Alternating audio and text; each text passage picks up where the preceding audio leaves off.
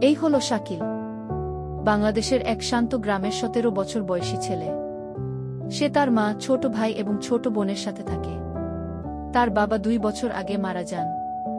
তারপর থেকে বাড়ির সকল দায়িত্ব সে পালন করে।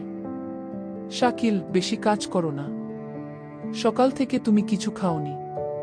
আসো, কিছু খেয়ে নাও। আমি ঠিক আছি মা, আমি পরে খাবো, আগে কাজটা শেষ করি। প্রতিদিন সে কাজ করত, ইট ভাঙত, বস্তা তুলত, কৃষিকাজ করত, শুধুমাত্র তার পরিবারের ভরণ-পোষণের জন্য। কিন্তু তবুও তা যথেষ্ট ছিল না। ভাইয়া, আমরা আবার কবে মাংস খাবো? কতদিন মাংস খাই না। শীঘ্রই ইনশাল্লাহ, খুব শীঘ্রই। রাতে যখন সবাই ঘুমাচ্ছিল, শাকিল তারার দিকে তাকিয়ে স্বপ্ন দেখল। যদি আমি ইউরোপে যেতে পারতাম, শুধু একবার, আমি সবকিছু বদলে দিতে পারতাম। একদিন সে চায়ের দোকানের কাছে একজন লোকের কথা শুনতে পেল।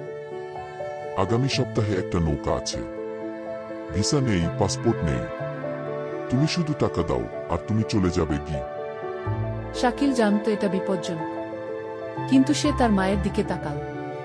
তার ছোট ভাই, তার ছোট বোন, সে আর তাদের কষ্ট দেখতে পারছিল না। আমি যাব, আমাকে যেতেই হবে, তাদের জন্য। আর তাই এখান থেকে শুরু হলো শাকিলের জীবনের নতুন অধ্যায়।